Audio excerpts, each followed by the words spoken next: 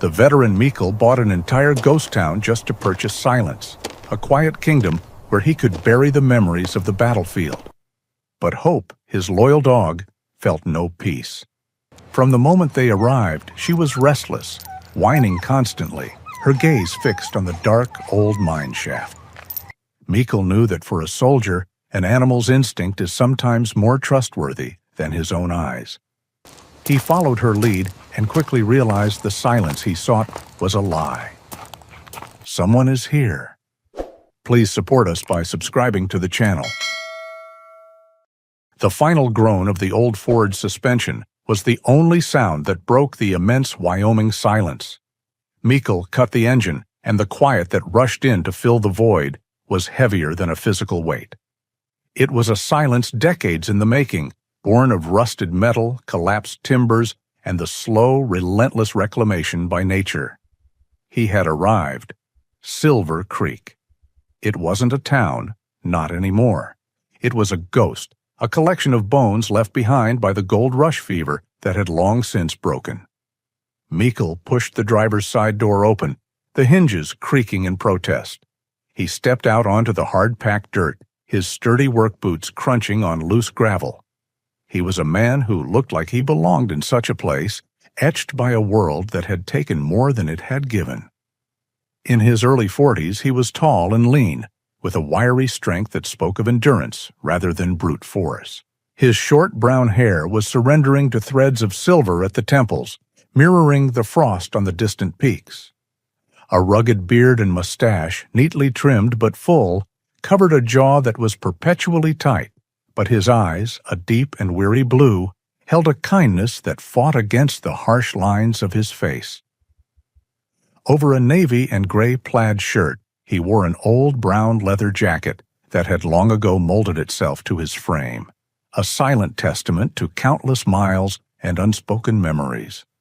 This desolate patch of land, purchased for a pittance at a bank auction of defunct corporate assets, was to be his sanctuary. The listing had called it a former mining settlement, but it was just 3 decaying structures clustered around the dark wound of a mine shaft.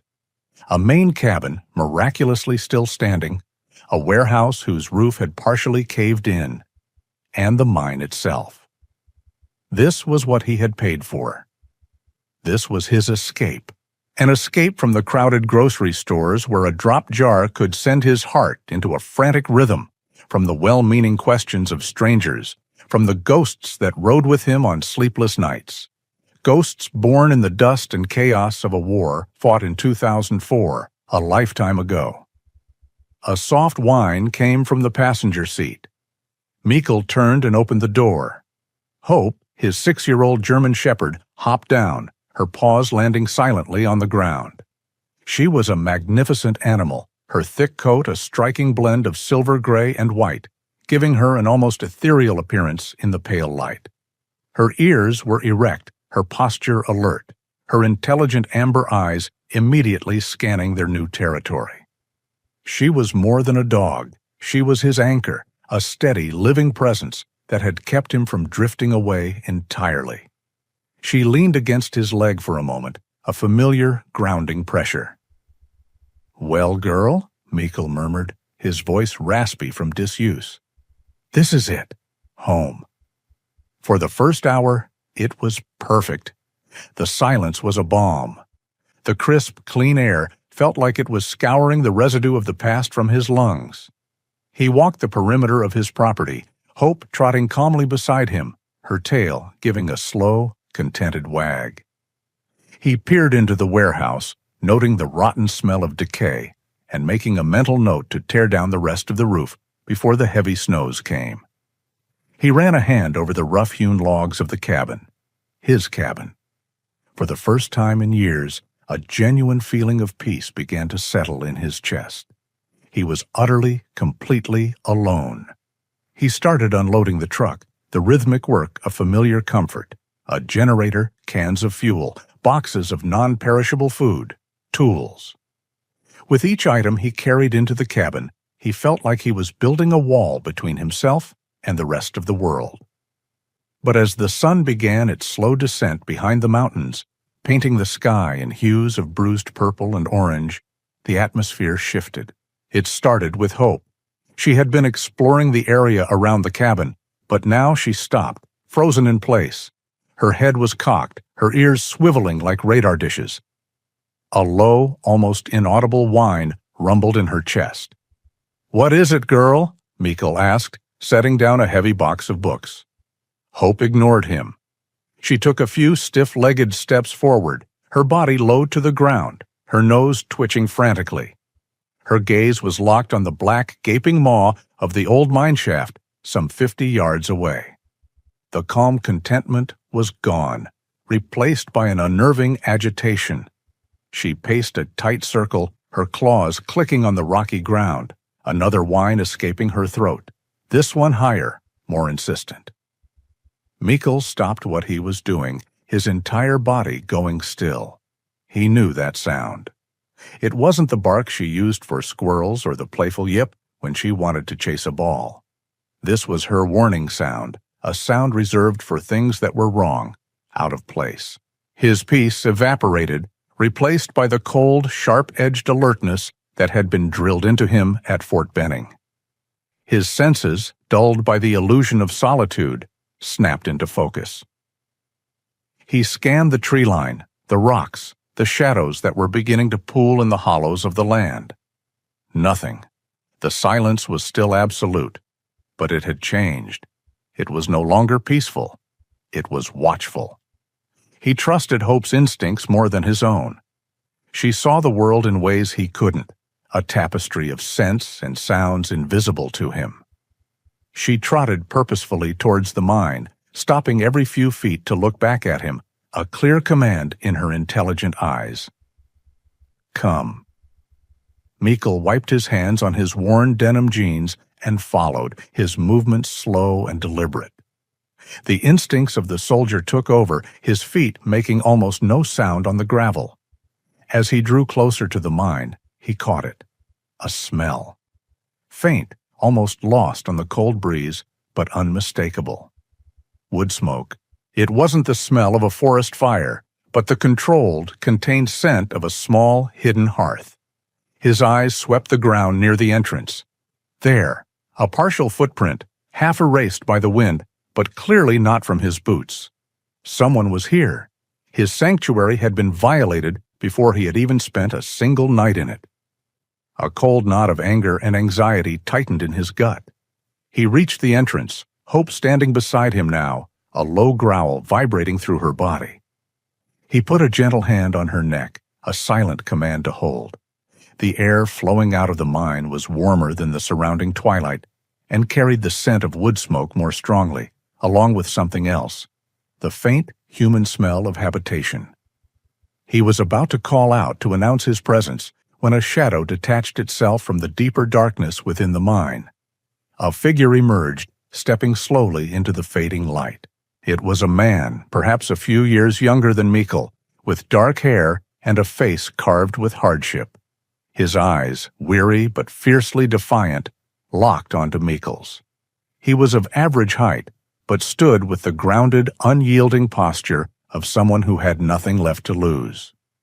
He wore simple, worn clothes that were ill-suited for the coming cold. This was Mateo, the father of the Castillo family. He said nothing. His hands were empty, held slightly away from his sides, but his entire being was a shield. He stood between Mikkel and the unseen depths of the mine, a silent, desperate guardian. The two men faced each other as the last light of day bled from the sky, the soldier and the refugee. Mikkel's mind, trained to assess threats, saw no weapon, no aggression, only a profound, cornered desperation. Mateo, his world shrunk to the single imperative of protecting his family, saw not a man, but an owner, an authority, a threat to the only refuge they had left. The heavy silence stretched between them, thick with unspoken questions and primal fear. The silence in the twilight was a battlefield. Mikkel stood his ground, every muscle coiled, but his instincts were at war with each other. The soldier in him saw an unknown variable, a potential threat occupying his territory. But the man, the part of him that had seen too much of the world's suffering, saw something else entirely. He saw the desperate, defiant stance of a father protecting his own, a look that transcended language and borders. Mateo's dark eyes held no malice, only the fierce, animalistic terror of being cornered. Just as the tension became unbearable, a second figure emerged from the mind's shadow, moving to stand slightly in front of Mateo. It was a woman, her hand resting on Mateo's arm in a gesture meant to be calming. This was Elena, the mother. She was slender, with a grace that even layers of worn clothing and deep exhaustion could not hide. Her face, though smudged with dirt and etched with worry, held the ghost of a stunning beauty, framed by long, dark hair pulled back in a simple tie. But it was her eyes, large and dark and pleading, that held all the power. They were fixed on Mikkel, and in their depths he saw a story of unimaginable hardship and unbreakable will. "Please," she said, her voice a soft, melodic whisper that seemed to be carried on the wind itself. Her English was hesitant, accented, but clear. "We mean no harm. We did not know this place belonged to anyone." Mateo shot her a sharp, protective glance, but she did not waver. She was the diplomat, the one sent to negotiate with a world that had shown them no mercy. The man," she began, struggling to find the words. "He left us. We paid him everything. He was supposed to take us to a city, to safety."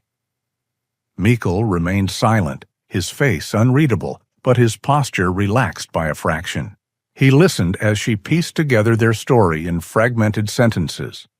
They had fled the impossible choice of violence or recruitment by the gangs in their home of Honduras. They had traveled for months, enduring hardship he could barely imagine, pinning all their hopes on a guide, a coyote, who promised them a new life. But near the border, there had been a chase. The flashing lights of a patrol vehicle in the distance. The coyote had panicked. In a frantic, rushed moment, he had taken their last bit of money, shoved a tattered map into Mateo's hands, and pointed towards the distant dark shapes of the mountains. "He said to hide in the old mines," Elena continued, her voice trembling slightly at the memory. "He said, wait a few days, that he would come back. He did not come back." As she spoke, two small heads peeked out from behind her legs, their eyes wide with a mixture of fear and curiosity. The first was a boy of about 10, Carlos, who tried to mimic his father's stoic expression, his small shoulders squared bravely. But his wide, dark eyes, darting from Mikkel to Hope and back again, betrayed his terror. Clinging to her mother's other leg was a much smaller child, a little girl. This was Sophia. She was perhaps 6 years old, a tiny, fragile creature with enormous, soulful eyes and tangled dark hair. But it wasn't her size or her evident fear that struck Mikkel like a physical blow. It was the sound she made with every breath, a faint yet persistent, wheezing sound. A slight rattle in her tiny chest, a struggle for air that was almost imperceptible, but to Mikkel it was as loud as a gunshot. That sound. The cold Wyoming twilight of 2025 dissolved, and for a heart-stopping second, he was back in the suffocating dust and heat of Iraq in 2004. He was kneeling in a bombed-out marketplace, the air thick with smoke and screams. A little girl, no older than Sophia, was trapped under a collapsed fruit stand, her face covered in white dust, her dark eyes wide with shock. He and his squad had worked frantically to free her, but it was too late. As he held her, waiting for the medics, he had heard that same sound. That same terrible, rattling wheeze of lungs filling with something other than air. A sound of a life struggling and failing. A sound that had become the background music to his nightmares for 2 decades. He flinched, a barely perceptible tightening of his jaw, but it was enough. Elena saw it and fell silent, pulling her children closer. Mateo's body tensed again, misinterpreting the reaction as a prelude to aggression. But Mikkel wasn't seeing them anymore. He was seeing the ghost of his own failure. He had come to Silver Creek to escape his memories, to build a fortress of silence where they couldn't reach him. And in the very first hour, a ghost had walked right out of the darkness, taken the form of a small, sick child, and stood before him. The anger he had felt moments before, the violation of his sanctuary, was gone.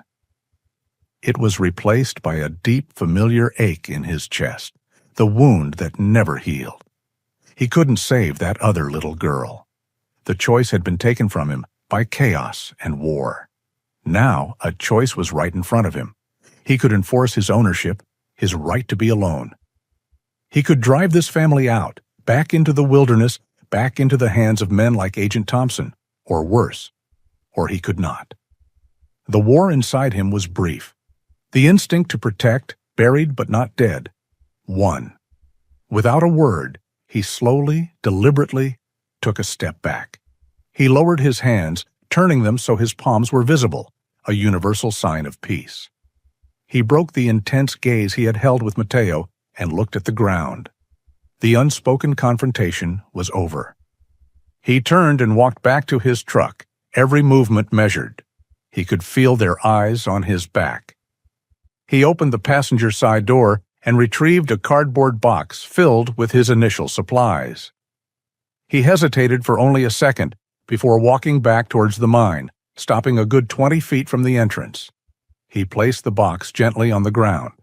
Inside was a gallon of water, several cans of chili and beans, a bag of rice, and a small red case, a basic first aid kit containing antiseptic wipes, bandages, and a bottle of aspirin. He gave them one last look. He saw Elena's look of stunned, tearful gratitude. He saw Mateo's rigid confusion, and he saw little Sophia, her wheezing breath a soft, rhythmic tragedy in the immense quiet. Then he turned his back and walked to his cabin, Hope trotting silently at his heels. He closed the door, the solid thud echoing in the empty space. The silence he had craved had returned, but it was different now. It was heavier, filled with the weight of 4 other heartbeats. His kingdom of 1 now had a population of 5, and its borders were no longer secure. A fragile and unspoken truce settled over Silver Creek for the next 2 days. It was a life lived at a distance, a silent orbit of 2 separate worlds around a shared, desperate center. Mikkel worked from sunup to sundown, his focus a shield against the thoughts and memories that threatened to breach his defenses. He repaired a section of the cabin's roof, chopped a formidable pile of firewood, and worked to get the old generator running, its sputtering cough a welcome intrusion into the oppressive silence. Each morning, he would leave a small portion of his own supplies, a few cans of food, a container of water, on a flat rock halfway between the cabin and the mine. By the time he returned from his work, they would be gone. He never saw the family, and they made no effort to be seen. They were ghosts in his ghost town, their presence known only by the faintest whispers on the wind and the worried glances Hope would occasionally cast toward the mine. On the 3rd morning, the sky had a strange, milky quality, and the air was still and heavy, carrying a biting cold that seemed to seep directly into the bones. Mikkel had his small, battery-powered weather radio perched on a crate as he worked on sorting tools in the dilapidated warehouse.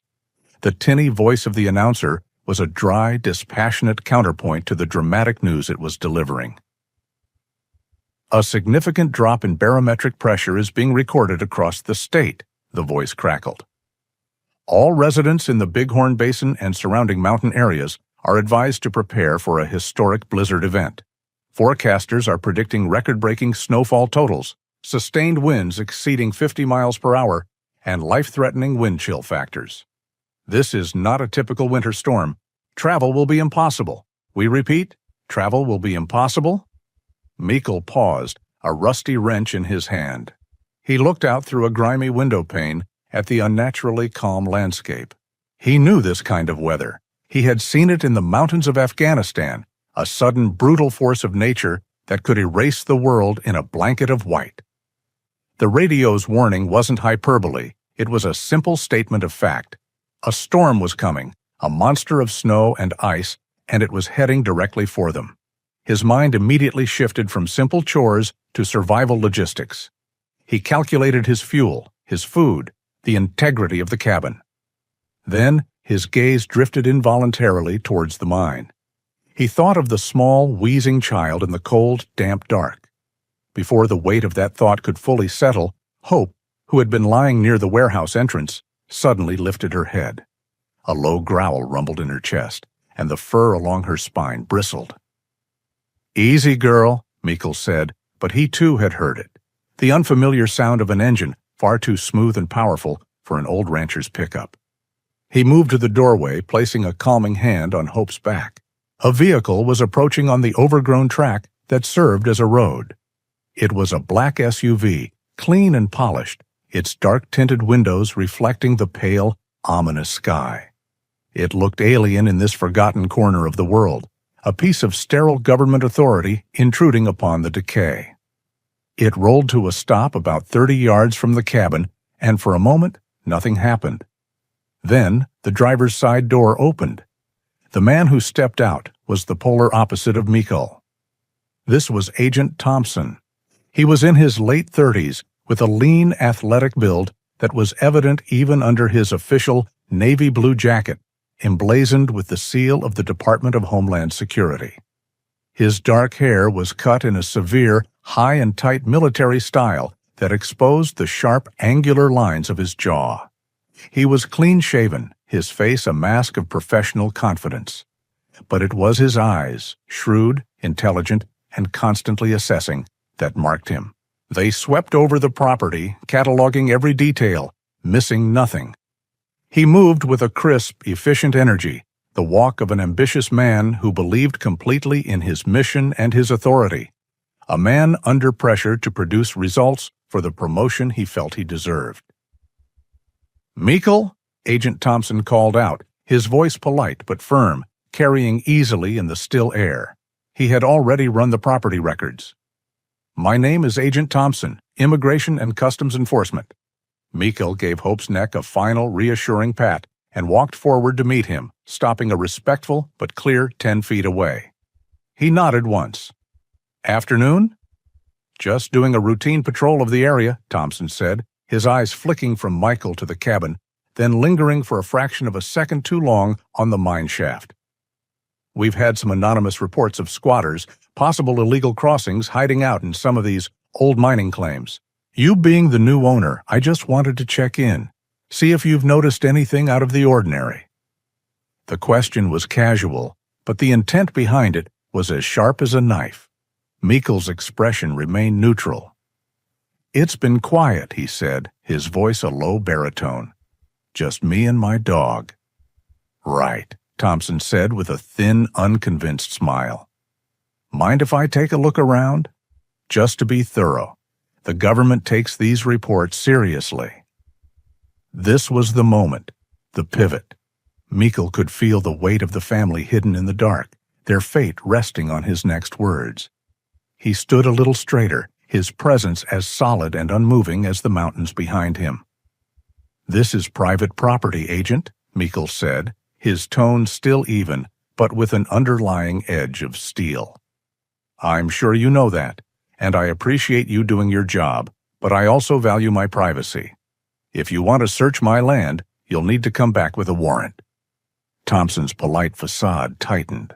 His eyes narrowed, the professional mask slipping to reveal the ambitious predator beneath. He had expected a compliant civilian, not a quiet man who knew his rights and wasn't afraid to state them. He held Meikle's gaze for a long moment, a silent battle of wills playing out in the heavy air. He was assessing, calculating the risk versus the reward of pushing the issue. Finally, he gave a small, almost imperceptible nod. He had lost this round. "Understood," he said, the single word clipped and cold. He turned and walked back to his SUV, his movements stiff with frustration.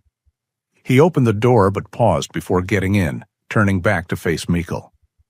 "A man like you, buying a place like this, you must want to be left alone," Thompson said, his voice carrying a new, more personal threat. "But this investigation isn't closed, not by a long shot. I'll be back, Mikkel, and I'll have the paperwork. He slid into the driver's seat, the door thudding shut with an air of finality. The black SUV turned around and drove away, leaving a trail of dust that settled slowly in the motionless air. Mikkel stood watching until the vehicle was gone, the silence it left behind now feeling more dangerous than before. He was caught, trapped between two converging storms. One was a force of nature, a blizzard of snow and ice churning in the sky, threatening to bury them. The other was a man, a force of ambition and law, threatening to tear a fragile family apart. He looked towards the dark opening of the mine, the unspoken promise he had made now, a heavy, undeniable weight upon his soul. The coming storm was no longer just a weather forecast. It was a siege. The silence that Agent Thompson left behind was not the same as the one Mikkel had originally sought. It was no longer peaceful. It was charged, electric, a precursor to the real storm. The black SUV's dust had barely settled when Mikkel turned and walked purposefully towards the mine entrance. His decision was made. The threat from Thompson and the looming blizzard had solidified his resolve. He wouldn't abandon them. The memory of the little girl in 2004 still burned, a phantom pain in his conscience. He would not stand by this time. Hope sensed the shift in his demeanor. Her ears, which had been drooping slightly with anxiety after Thompson's visit, perked up. She followed close behind him, her tail giving a tentative wag. When Mikkel stopped at the mine entrance, he didn't just leave supplies. He spoke. "Hey," he called out, his voice echoing a little in the damp, cool air of the tunnel. "It's Mikkel. I'm coming in." A beat of tense silence. Then Matteo's voice, rough with suspicion, replied from the darkness. "Why?" "Storm's coming," Mikkel answered, his voice devoid of emotion. "A bad one. You won't make it out there, and that agent, he'll be back with a warrant. You need to be ready."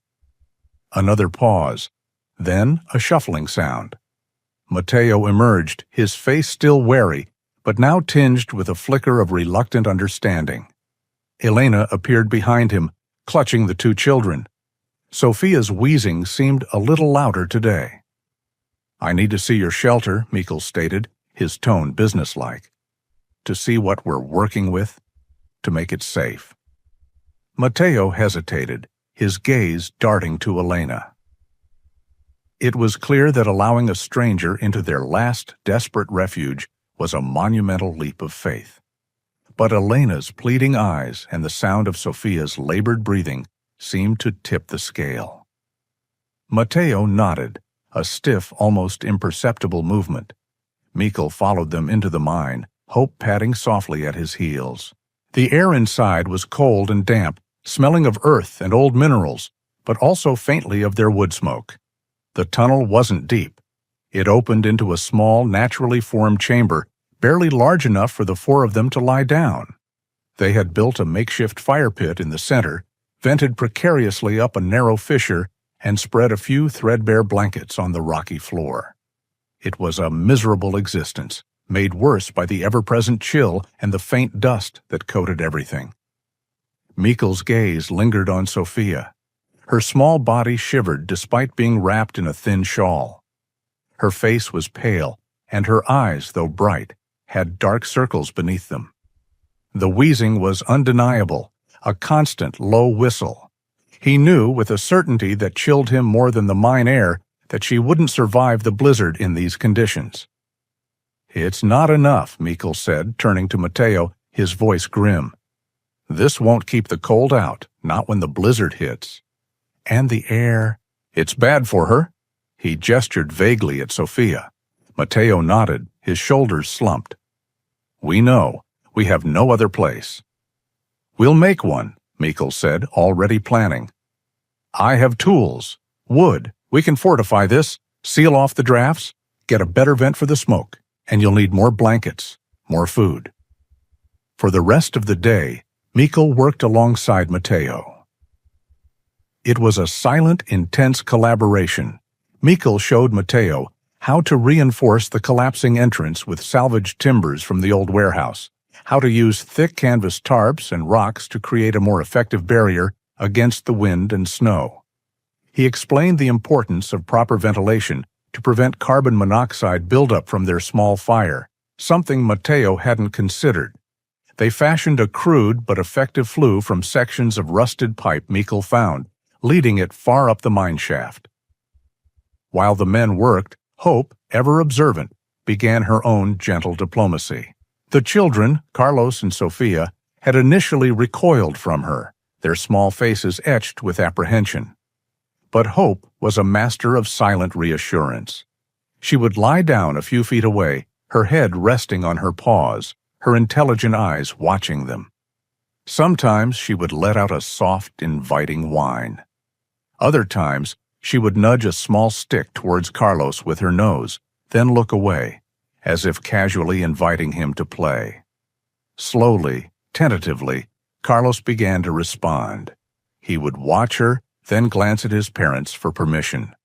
One afternoon, while Mikkel and Mateo were cutting timbers, Hope deliberately rolled onto her back, exposing her belly.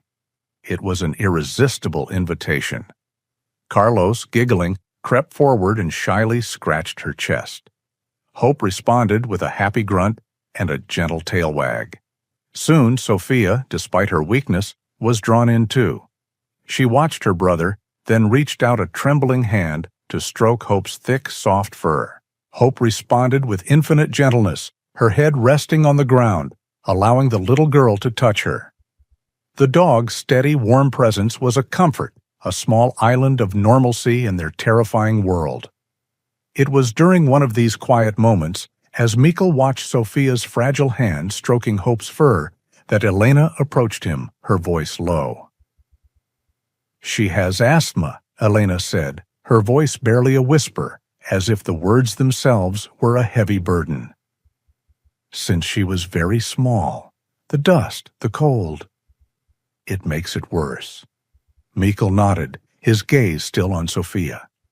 The information confirmed his gravest fears. He had seen enough combat medics dealing with respiratory issues to know the danger. The cold, the poor air quality in the mine, the stress. All of it was a lethal combination for a child with asthma. He understood the desperate, frantic gasps for air. He remembered the distant, echoing sound of a little girl trying to breathe, trying to live, so long ago. "Does she have medicine?" Mikkel asked, his voice rough. Elena shook her head, tears welling in her eyes. "We had some, but it ran out. Months ago. We could not get more." She looked at him with an intensity that begged for understanding. "We tried, but we are invisible. No doctors, no pharmacies, no one who would help. Invisible." The word hung in the cold air, stark and brutal. Mikkel understood. In the eyes of the law, in the eyes of society, they didn't exist. They were not just stateless. They were unseen, unheard, uncounted. They were phantoms trapped in a bureaucratic limbo that was as dangerous as any physical threat. He felt a deep, cold dread settle in his stomach. A blizzard was coming. Agent Thompson was coming back, and a little girl, fragile as glass, was slowly losing her fight for air. The temporary truce, the fragile trust they had begun to build, suddenly felt terrifyingly inadequate. His responsibility for them had deepened. It was no longer just about providing shelter. It was about protecting a life, about fighting for a child who, through no fault of her own, was caught in the merciless gears of circumstance. This wasn't just a matter of survival anymore. This was a race against time, a battle against forces far greater than just a storm. And he knew, with a chilling certainty, that he couldn't lose. Not this time. The fragile hope Mikkel had painstakingly built over the past few days crumbled with the arrival of the storm. The weather radio, which had become their only link to the outside world, began broadcasting increasingly dire warnings. The blizzard, initially predicted to hit Silver Creek in another 12 hours, was now accelerating. "Severe weather advisory upgraded to extreme blizzard warning," the announcer's voice crackled, devoid of its usual calm. Impact expected within the next 2 to 3 hours. Residents are urged to seek immediate shelter. This is a life-threatening event. Mikkel didn't need the radio to tell him. He could feel it in the air, a primal shift in the very fabric of the world. The sky, which had been a menacing gray, now swirled with a dark bruised purple, pressing down on the mountains.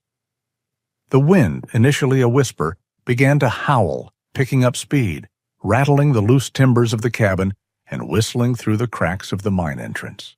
Hope, sensing the impending chaos, stayed close to Mikkel, her head low, her movements subdued. "We need to get everyone into the mine now," Mikkel told Matteo, his voice urgent. "No more waiting." Matteo, his face already etched with worry, nodded grimly.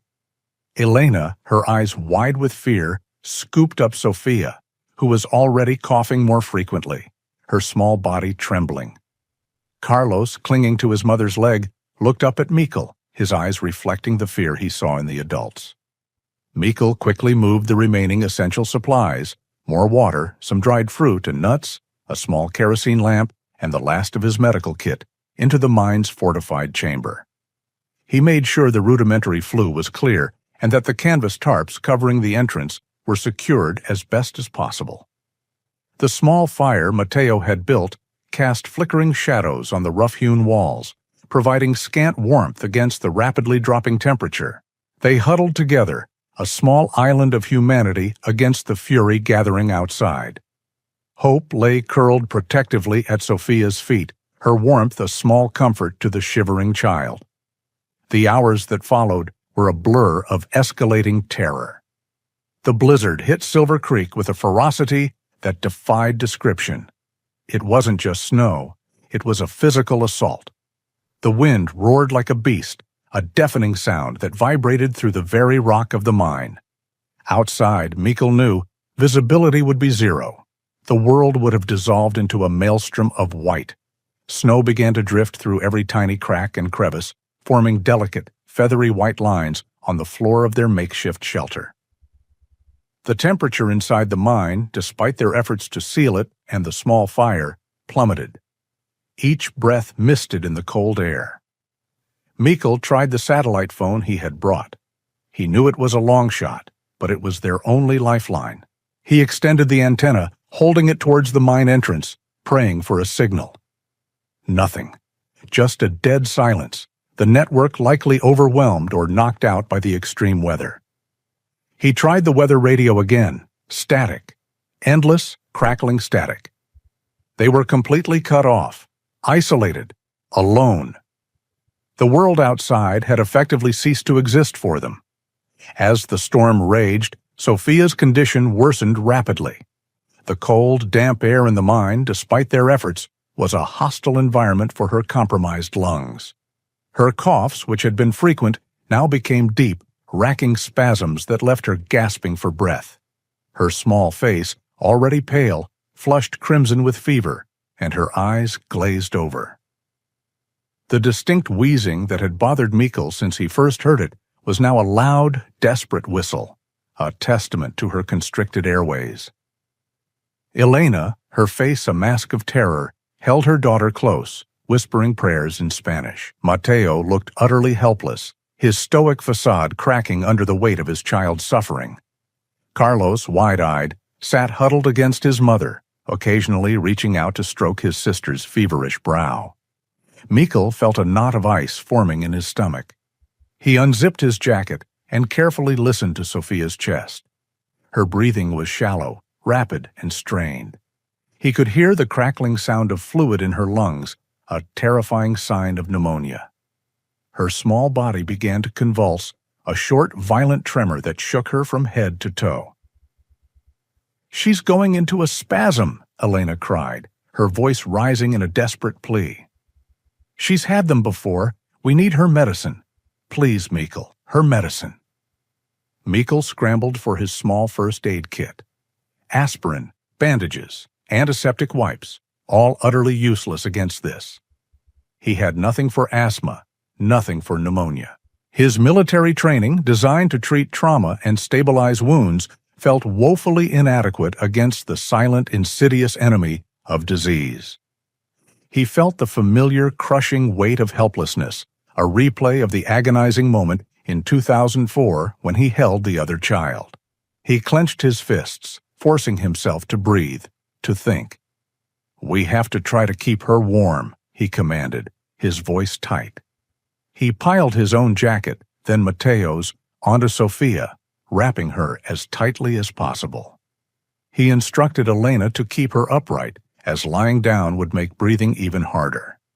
He tried to get her to drink a few sips of water, but she struggled, her throat too constricted. The heat from their small fire was barely making a dent in the frigid air. Mikkel stared at the dying embers, his mind racing. He was a soldier, trained for impossible situations, but this felt different. This was not a tangible enemy he could shoot or outmaneuver.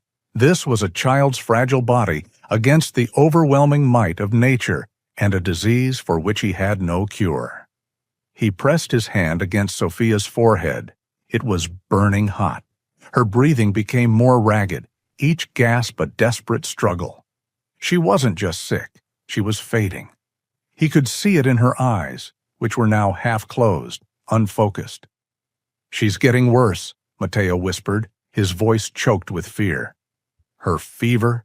We must do something."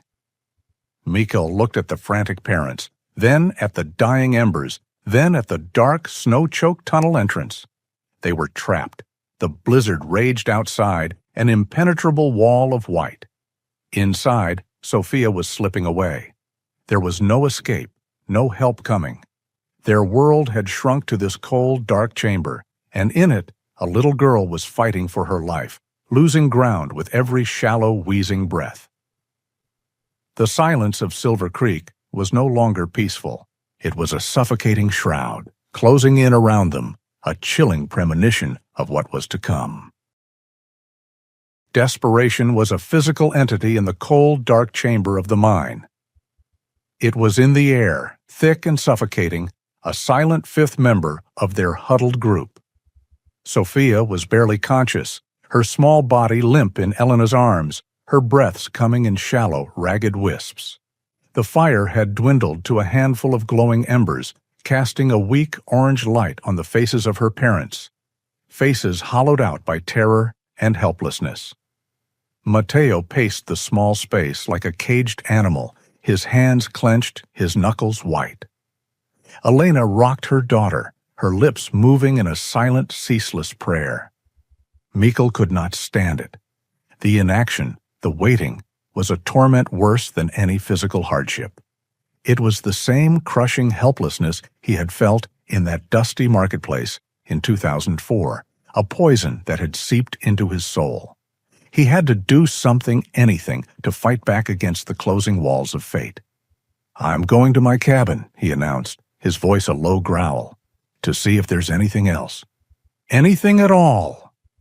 Matteo looked at him, his eyes filled with a despair so profound it was almost vacant. "In that storm? You'll be killed." "Staying here is killing her," Mikkel shot back, his gaze fixed on Sophia. He didn't wait for a reply.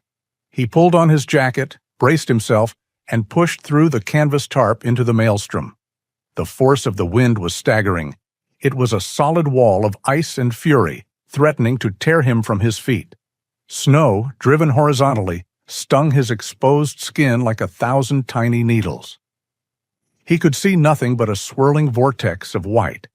He navigated the 50 yards to his cabin by memory alone, his body bent low against the gale. Inside, the relative quiet was deafening.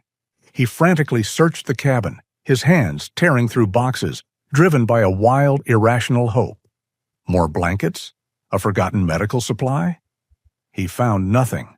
Frustrated, he kicked at a large wooden crate that had been left behind by the previous owners, the miners of a bygone era. The crate splintered, its contents, rusted tools, grimy rags, empty bottles, spilling onto the floor. But amongst the debris, something else rolled out. A bundle tightly wrapped in dark, oiled canvas and tied with a leather thong. His fingers, numb with cold, fumbled with the knot. He finally tore it loose and unrolled the bundle on the rough wooden table. It was a map, a beautiful hand-drawn surveyor's map of the Silver Creek mining claim, dated 1938. The paper was yellowed and brittle, the ink faded, the handwriting a spidery cursive from another time. It showed the tunnels, the veins of ore, the location of the cabin and the warehouse. But it was a faint dotted line that made Mikkel's heart stop. It snaked away from the back of the mine, up a steep ridge, and through a thicket of what was marked as old-growth pine. The trail ended at a small hand-drawn square labeled simply, Ranger Outpost. Hope. It was a single, blinding flash of light in the suffocating darkness. An escape route, a path to potential safety, to someone who might have a radio, medicine, anything. The hope died as quickly as it was born. He looked out the window at the blinding, featureless wall of snow. The trail, if it even still existed, after nearly 90 years, would be buried under several feet of impassable snow. Following it by sight was impossible. The map was a cruel joke, a ghost of a chance that was utterly unreachable.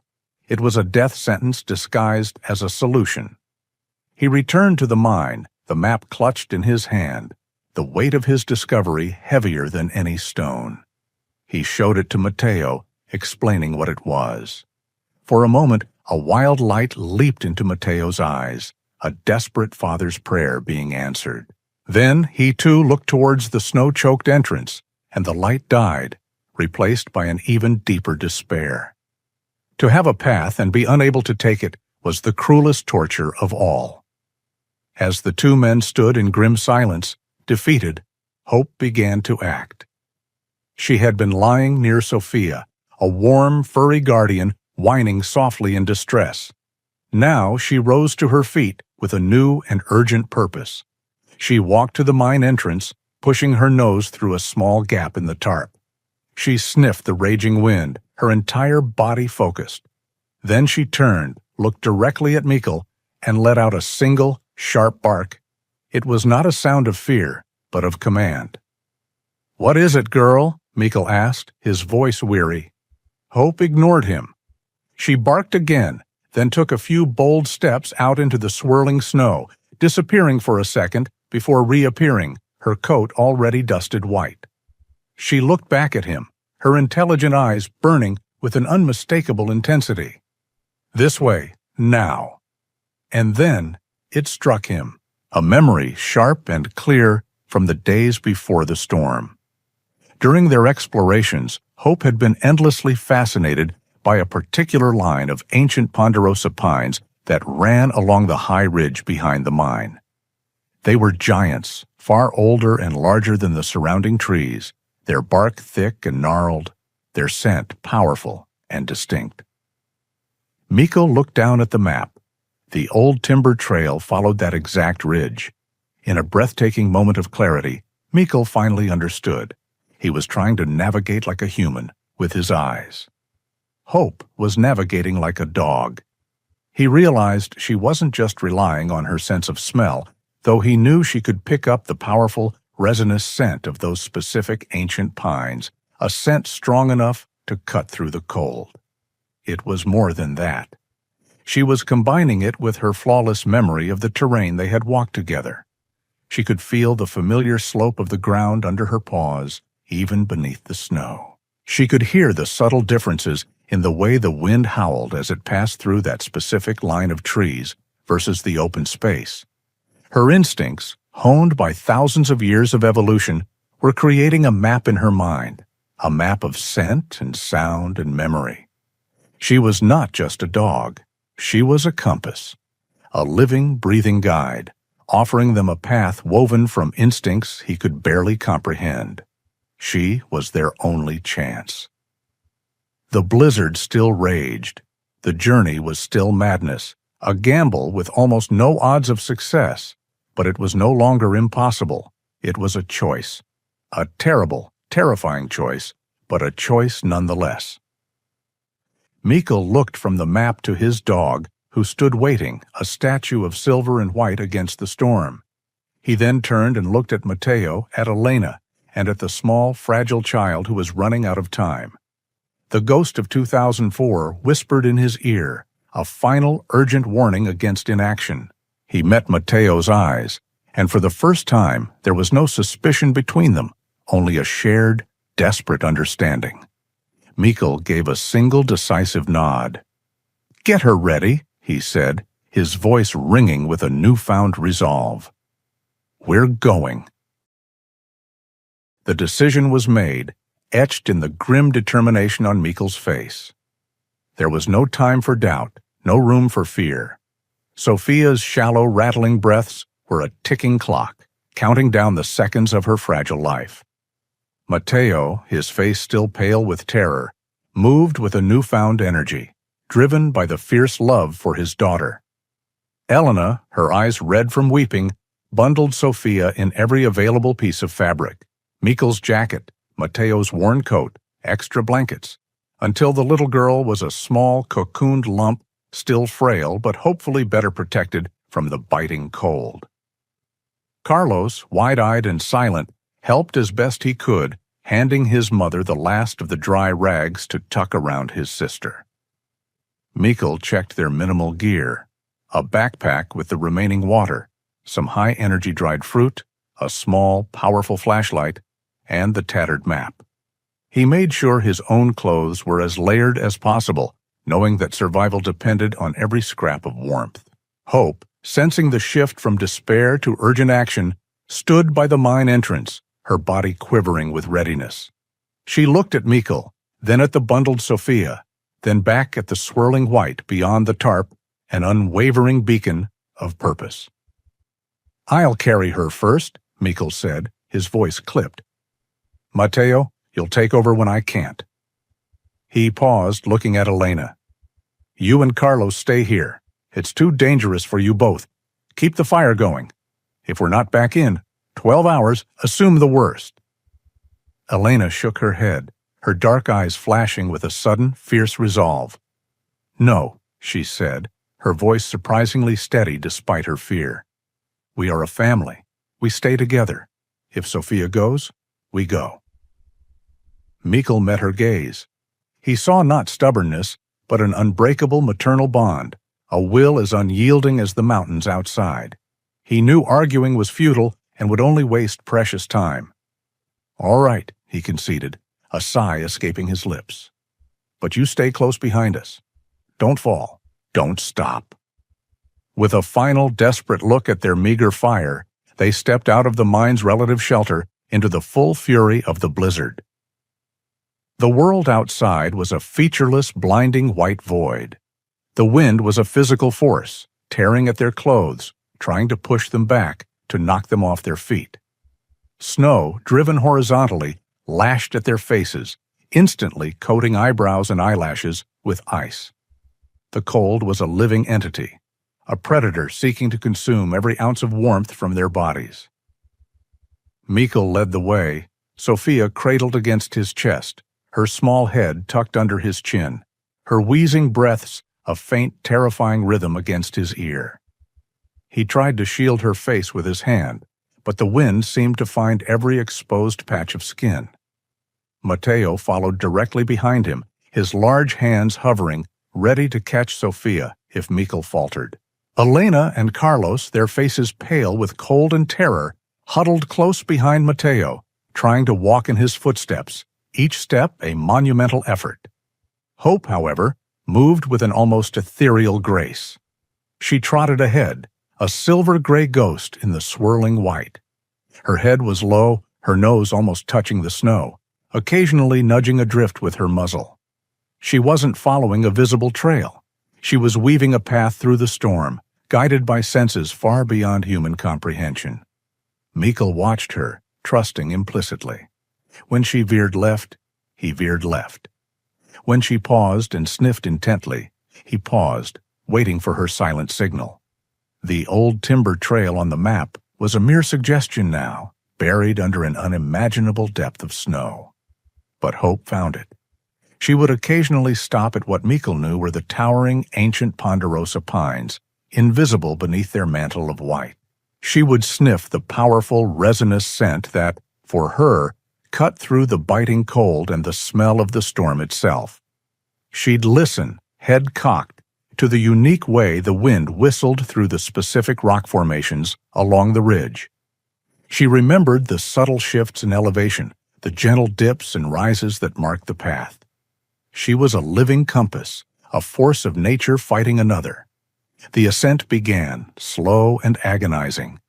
The path led uphill, the snow becoming deeper, clinging to their boots, making every step a Herculean effort. Mikkel felt the burning ache in his thighs, the strain in his shoulders from carrying Sophia. His lungs screamed for air, but he pushed on, driven by the child's fading breath against his neck. Matteo, though not a soldier, possessed a resilience born of years of hardship and a powerful, desperate love. He would take over carrying Sophia when Mikkel's arms began to tremble, his raw strength surprising Mikkel. He learned quickly from Mikkel's movements, adjusting his gait to match the terrain, bracing himself against the wind. When Mikkel pointed out a precarious icy patch, Matteo would instinctively find a firmer footing. It was a silent, desperate dance of survival. Two fathers, one by blood, one by circumstance, united by a shared purpose. Elena and Carlos struggled, but they kept going. Elena would occasionally stumble, the wind threatening to throw her down, but she always recovered, her eyes fixed on Matteo's back. Carlos, despite his fear, held his mother's hand tightly, occasionally glancing back at Hope, as if drawing strength from the animal's unwavering presence. There were moments of sheer terror. A sudden, violent gust of wind nearly ripped Sophia from Mikkel's grasp, forcing him to plant his feet and brace himself against a snow-covered boulder. Another time, as they navigated a steeper incline, the snow under Matteo's foot gave way slightly, a small, sickening whoomph, indicating a potential snowdrift.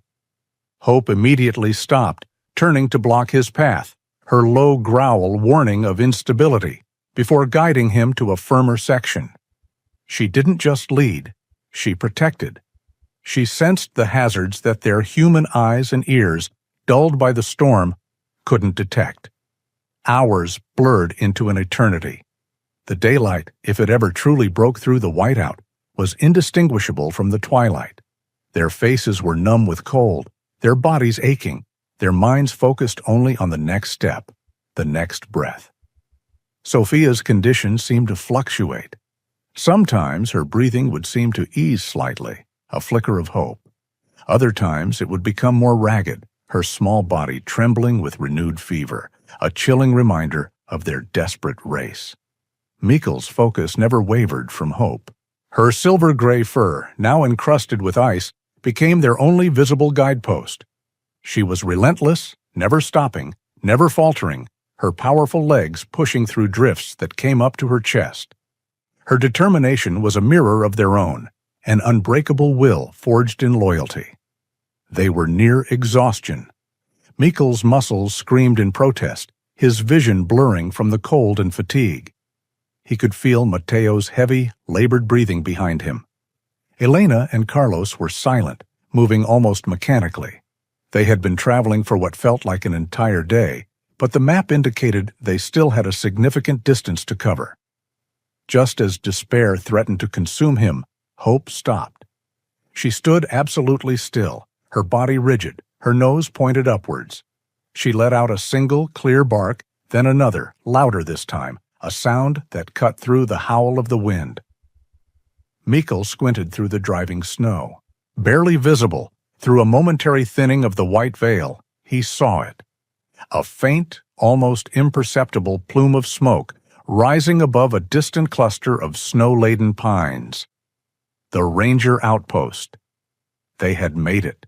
They had cheated death, at least for now. But as Mikkel looked down at Sophia, her face ghostly pale, her breathing still dangerously shallow, he knew their race was not yet over. This was merely the end of one grueling leg. The real fight, the fight for her life, was just beginning. The sight of the smoke, a fragile gray thread against the churning white sky, was a beacon that reignited their dwindling reserves of strength. It was a sign of life, of warmth, of a destination.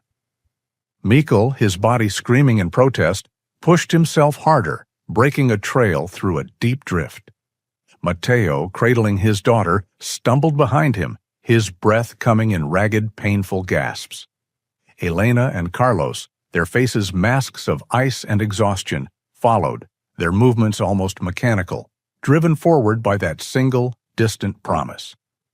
They finally broke through the last line of snow-laden pines and saw it.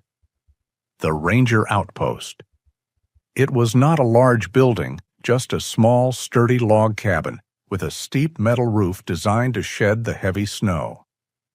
A single stone chimney billowed a steady stream of smoke into the storm.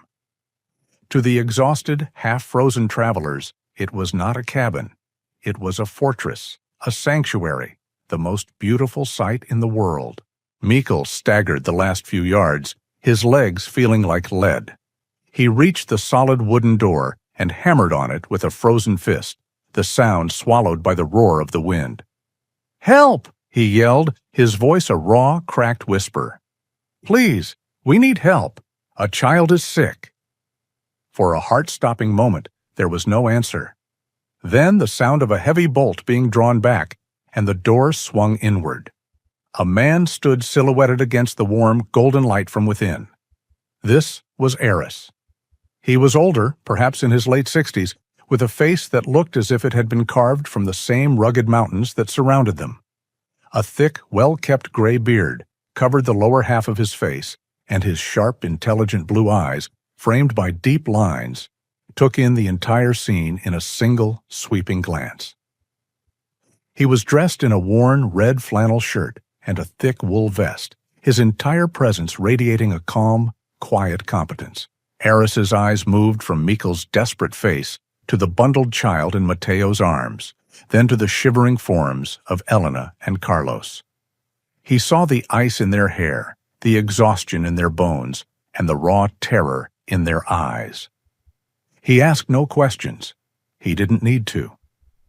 "Get them inside," he said, his voice a low, gravelly rumble.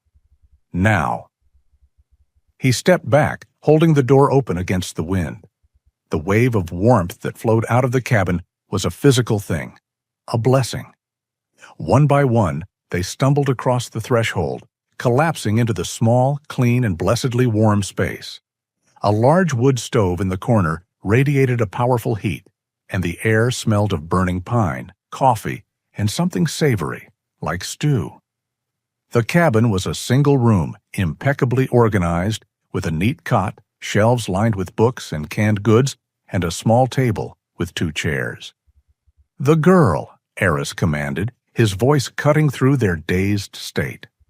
"Lay her here, by the fire." Matteo gently placed Sophia on a thick bearskin rug Eris had kicked into place. The old man was already moving, his actions swift and efficient. He was no longer just a reclusive mountain man. He was a medic, his years of training surging to the surface. He knelt beside Sophia, his large, calloused hands surprisingly gentle as he unwrapped the damp layers of blankets and jackets. "Pneumonia?" he grunted, placing a practiced ear against her chest, listening intently. "And a bad asthma attack. Lungs are full of fluid." He checked her pulse at her neck, then gently pried open one of her eyelids. "Fever's dangerously high." He looked up at the terrified faces of Matteo and Elena. "I was a medic," he said, his tone direct, meant to inspire confidence. "Army, 18 Delta, Special Forces. Long time ago. I can help her, but you need to trust me." Elena nodded frantically, tears streaming down her frozen cheeks. "Please," she whispered. "Anything." For the next hour, Eris worked with a focused intensity that was breathtaking to watch. He had a surprisingly well-stocked medical kit, full of supplies he clearly knew how to use. He produced a small portable nebulizer, which he hooked up to a gas-powered generator outside, and administered a breathing treatment that would help open Sophia's constricted airways. He managed to get her to swallow a small dose of a broad-spectrum antibiotic and a fever reducer, crushing the pills and mixing them with a little water. He used cool, damp cloths to gently bring down her temperature. His movements never rushed, never panicked. This was his field, his expertise. He was fighting a war not with bullets, but with medicine and skill, in a remote outpost against an invisible enemy. Slowly, agonizingly, the tide began to turn. The desperate, high-pitched wheezing in Sophia's chest began to soften, replaced by a less strained, though still ragged, breathing. The violent shivers that had racked her small body subsided into a mere tremble. A faint touch of pink returned to her pale lips. She was not well, not even close, but she had stepped back from the precipice. She had survived the immediate crisis. A collective sigh of relief, heavy with exhaustion and gratitude, filled the small cabin. Mateo sank to his knees, burying his face in his hands, his shoulders shaking with silent sobs. Elena clutched her daughter's small hand, tears of relief now tracing paths through the dirt on her cheeks. Mikkel watched, a profound weight lifting from his own shoulders. The ghost of the girl from 2004, which had been standing right beside him, seemed to recede, its accusing gaze softening. Eris, however, did not relax. He stood up, wiping his hands on a clean cloth, his expression still grim. He looked at Mikkel, then at the parents. "Listen to me," he said, his voice leaving no room for misunderstanding. "She is stable, for now. I've stopped the attack from killing her, and the antibiotic will start to fight the infection. But this is a temporary fix, a patch. She has a severe case of pneumonia, and I don't have the equipment here to treat it properly. She needs a real hospital with IVs, oxygen, and specialized care. As soon as this storm breaks, you have to get her down the mountain." The reality of their situation crashed back in on them. They were safe, but they were still trapped. The blizzard howled outside, a relentless reminder that their ordeal was far from over. Eris, his medical duties momentarily complete, shifted to the role of host. He ladled hot, thick stew into bowls and handed them out, along with mugs of strong, steaming coffee. As Mikkel gratefully accepted a bowl, his hands trembling with cold and fatigue, Eris looked at him, his perceptive eyes taking in Mikkel's military-style posture, the way he constantly scanned the room. "You military?" Eris asked quietly. Mikkel nodded. "Rangers, a long time ago." Eris gave a slow nod of understanding. A silent bond formed between them, a shared history that needed no further explanation.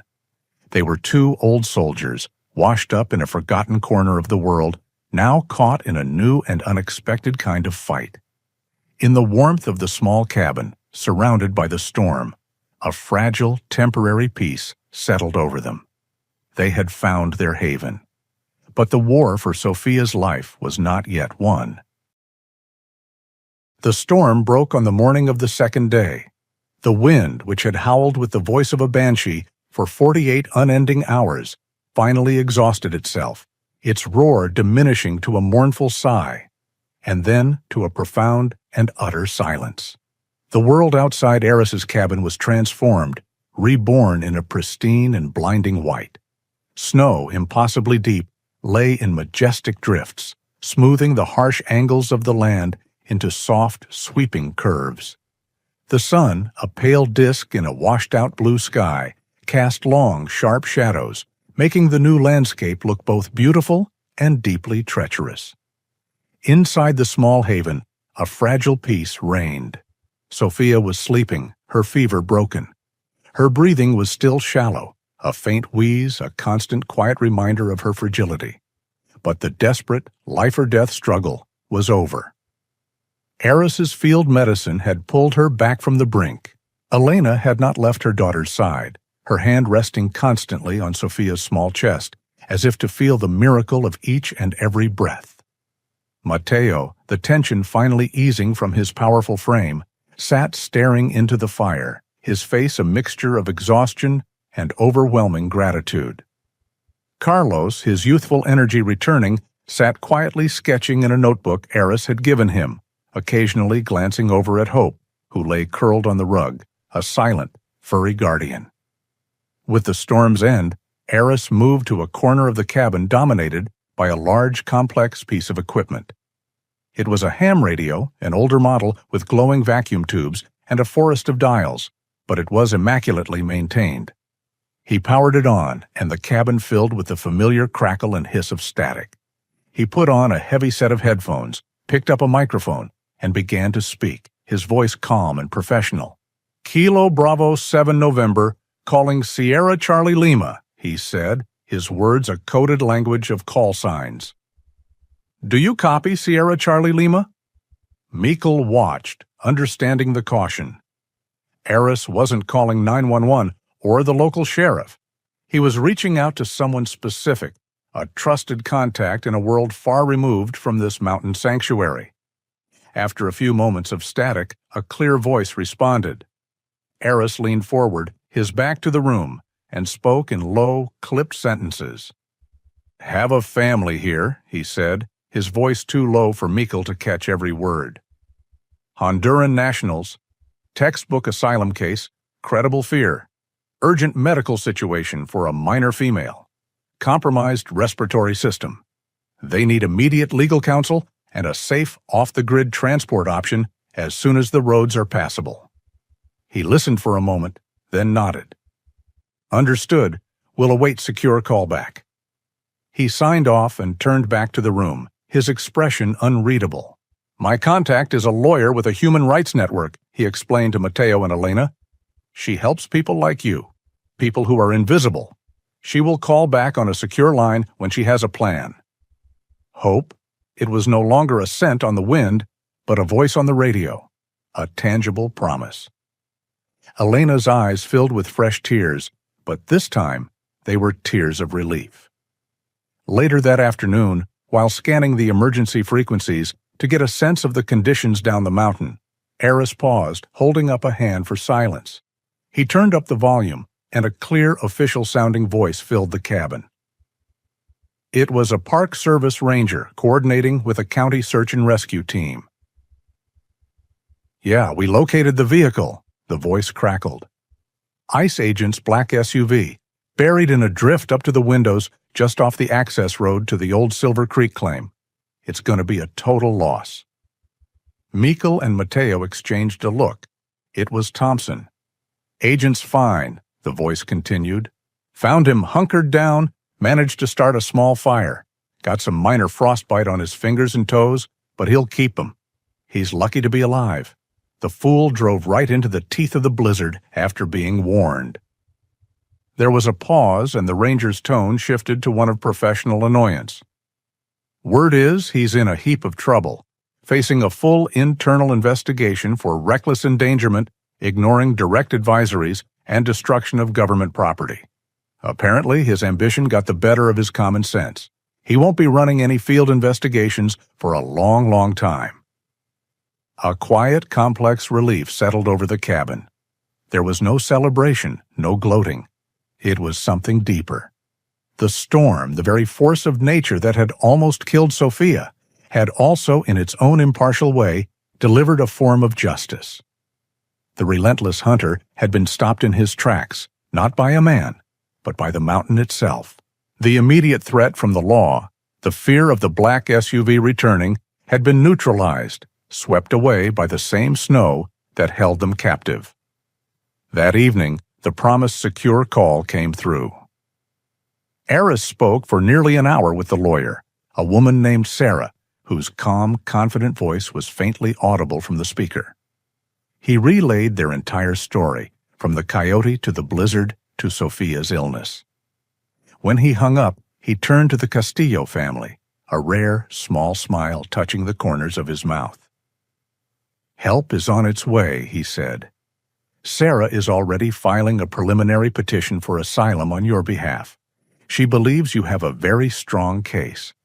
As soon as the main roads are plowed, a team from her network will come to a designated point to pick you up. They will take you to a safe house, and from there, they will help you fight your case. They will get Sophia to a real doctor. The dam of Mateo's composure finally broke. He walked over to Mikkel, who was standing by the window, and pulled him into a fierce, strong hug, clapping him on the back and whispering, "Gracias, amigo. Gracias," over and over, his voice thick with emotion. Mikkel, stiff and unused to such contact, slowly relaxed, patting Mateo's shoulder. He looked over at the small family, now huddled together, weeping openly with relief. He saw Sophia, now awake, watching him with her big, dark eyes, a small, shy smile on her face.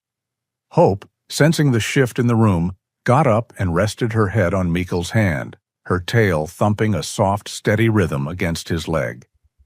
He had come to Silver Creek to find an escape from the world, to build walls of silence around the wounds in his heart. But in the crucible of the storm, he had found something else entirely. He hadn't found isolation, but connection, not silence, but purpose. The justice of nature had saved them from Thompson, but it was the justice of the human heart, the choice to help, to risk, to care, that had saved them all. Standing there in the warm light of the cabin, with the gratitude of a family he never asked for and the unwavering loyalty of the dog at his side, Mikkel felt a sense of peace that no amount of solitude could ever have given him. 6 months later, spring arrived in the high country of Wyoming, and it did so with a gentle, determined grace. The monumental drifts of the blizzard had long since melted, their water feeding the small, nameless creek that gave the settlement its name, its cheerful gurgle, now a constant, pleasant background music.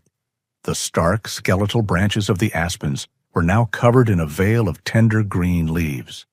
Patches of resilient wildflowers, purple lupine and yellow arrowleaf balsamroot, pushed their way through the rocky soil, splashing vibrant color across a landscape that had once been a monochrome of gray and white. The air was no longer a weapon, but a promise, sweet with the scent of damp earth, pine, and new beginnings. Silver Creek was no longer a ghost. It was a homestead, humming with the quiet, steady rhythm of life. The Castillo family's future remained a question mark, a complex legal battle being fought in courtrooms and offices hundreds of miles away. With the help of Eris's contact, the lawyer Sarah, they had officially filed their petition for asylum.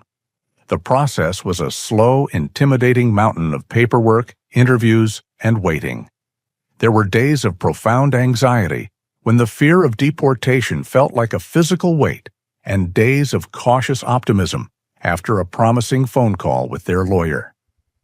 Their future was not guaranteed, but for the first time since they had fled their home, they had a path.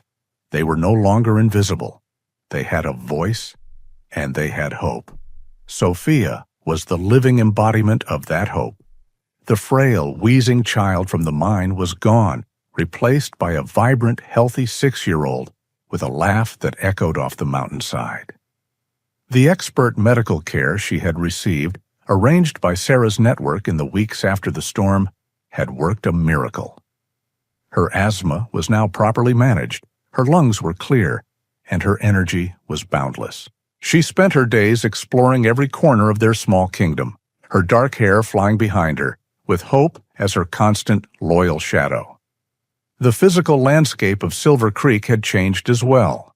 The caved-in roof of the warehouse had been repaired, the structure now serving as a dry, secure place to store firewood and tools. Mateo, a carpenter by trade in his former life, had worked alongside Mikkel, his skill and quiet competence transforming the derelict building. The area around the cabin, once just hard-packed dirt, was now home to a thriving vegetable garden. Elena, with an almost magical touch, had coaxed rows of lettuce, beans, and tomatoes from the stubborn soil, her hands bringing forth life and nourishment. The dark, terrifying entrance to the mine, the family's former refuge, had been sealed off with heavy timbers, a final closing of a painful chapter. The cabin itself was no longer a silent, solitary fortress. It was a home, The air inside was often filled with the smell of Elena's cooking, the sound of Carlos practicing his English by reading aloud from one of Mikel's old paperbacks, and the comfortable, easy cadence of conversation. Mikel had changed most of all.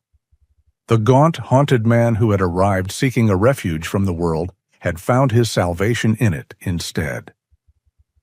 The walls he had so carefully constructed around his heart had been dismantled, not by force, but by the gentle, persistent presence of a family that needed him, and that he, in turn, had come to need. His days were no longer spent in silent, solitary labor. He found himself teaching Carlos how to properly swing a hammer, a quiet pride swelling in his chest at the boy's determination. He would share a cup of coffee with Mateo on the cabin's porch in the early morning light, the two men often sitting in comfortable silence, a deep and unspoken understanding between them. He would listen as Elena planned her garden, her enthusiasm a gentle, healing balm.